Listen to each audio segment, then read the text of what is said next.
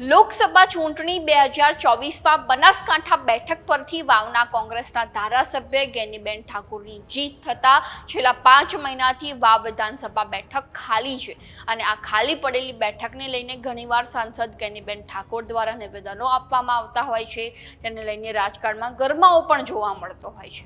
તે વચ્ચે વાવ બેઠકને લઈને વિધાનસભાના અધ્યક્ષ અને બનાસ ડેરીના ચેરમેન શંકર ચૌધરીએ પણ પોતાનું મૌન તોડ્યું છે। તો ચાલો જાણીએ તેમણે વાવ બેઠકને લઈને શું કહ્યું। નમસ્કાર, વાઇબ્સ ઓફ ઇન્ડિયાની સાથે હું છું મેક્ષ। ગઈકાલે વાવ તાલુકાના માવસરી પોલીસ સ્ટેશનના નવા બિલ્ડિંગના લોકાર્પણમાં વિધાનસભા અધ્યક્ષ શંકર ચૌધરીએ વાવ વિધાનસભા પેટા ચૂંટણીને લઈને મોટા સંકેત આપ્યા છે કે જો ભલે હું વિધાનસભામાં સ્પીકર છું, પરંતુ તમે અમારા જનપ્રતિનિધિને ચૂંટશો તો હું ત્યાં બેઠો બેઠો ધારાસભ્યને મદદ કરીશ। તો ચાલો સાંભળીએ શંકર ચૌધરીએ વધુમાં શું કહ્યું। દેશના પ્રજાજનોની હજુ પણ વધારે સેવા એ કરી શકે। આપ સૌને પણ આજે હૃદયપૂર્વક ખૂબ શુભકામનાઓ। ઝાઝા દિવસે અહીંયા માવસરીના વિસ્તારમાં આવવાનું થયું।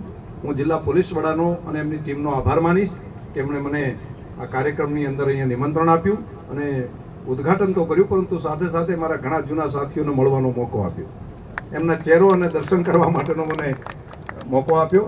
ખૂબ અભિનંદન। તમે બધા મહેનત કરો અને હું પણ તમારી સાથે રહીશ। આપણા થરાદે મને વિજય બનાવ્યો, એના માટે થરાદને તો થેન્ક યુ તમે બધા કહો છો વારંવાર, હું જ્યારે હોઉં ત્યારે કહું છું થરાદને થેન્ક યુ કહેજો બધા। પરંતુ તમારા પણ અહીંયા આગળ લોકશાહી વ્યવસ્થાની અંદર તમે પણ અહીંયાથી જનપ્રતિનિધિ ચૂંટવાનો તમને મોકો મળશે નજીકના સમયની અંદર। તો એ વખતે તમે અહીંયા આગળ સુશાસન માટે તમારો અહીંયા જનપ્રતિનિધિ ચૂંટાય તો હું જ્યાં બેઠો છું ત્યાંથી સ્પીકર તરીકે હોઉં તો પણ સહયોગ કરીને તમારા ધારાસભ્યને મદદ કરીને આ વિસ્તાર પ્રગતિ કરે એના માટે સતત મહેનત કરતો રહીશ। આ વિસ્તારનું કલ્યાણ થાય એના માટે પણ સતત મહેનત કરતા રહીશું। આપ સૌને હૃદયથી ખૂબ ખૂબ શુભકામનાઓ। શંકર ચૌધરીનો આ વિડીયો સાંભળીને એવું લાગી રહ્યું છે કે ભાજપે હવે વાવમાં ચૂંટણીનો પ્રચાર શરૂ કરી દીધો છે, જ્યારે બીજી બાજુ બનાસકાંઠાના સાંસદ ગેનીબેન ઠાકોર દ્વારા પણ વાવ વિધાનસભા પેટા ચૂંટણીને લઈને નિવેદન આપ્યું હતું કે 15 દિવસમાં વાવ બેઠકની પેટા ચૂંટણીનું જાહેરનામું બહાર પડશે અને પક્ષ જેને પણ ટિકિટ આપશે તેને પ્રચંડ લીડથી જીતાડીશું। અને હાલમાં વાવ બેઠક પર કોંગ્રેસના 2 દાવેદારોનું નામ ચર્ચાઈ રહ્યું છે, જેમાં પહેલું નામ છે ગુલાબસિંહ રાજપૂત, જેઓ વર્ષ 2019માં થરાદની વિધાનસભા પેટા ચૂંટણીમાં કોંગ્રેસમાંથી જીત્યા હતા, તેમજ તેમનું ફેમિલી બેકગ્રાઉન્ડ પણ પોલિટિકલ જ છે, જેમાં તેમના દાદા 20 વર્ષ સુધી થરાદના કોંગ્રેસના ધારાસભ્ય રહી ચૂક્યા છે। તેમજ ગુલાબસિંહ લોકો વચ્ચે પણ ખૂબ જ સક્રિય જોવા મળે છે।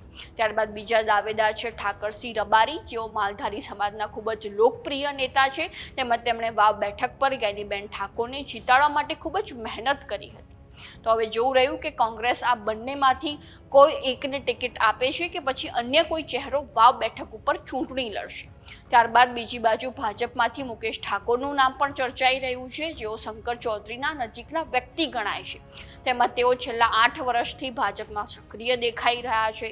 ત્યારબાદ ભાજપમાંથી બીજું નામ શૈલેષ ચૌધરીનું પણ ચર્ચાઈ રહ્યું છે, જેમાં તેમનું વર્ચસ્વ ચૌધરી સમાજમાં જોવા મળે છે અને તેઓ માર્કેટયાર્ડના ચેરમેનના પુત્ર પણ છે, જેથી તેમનો લોકસંપર્ક પણ વધુ સારો છે।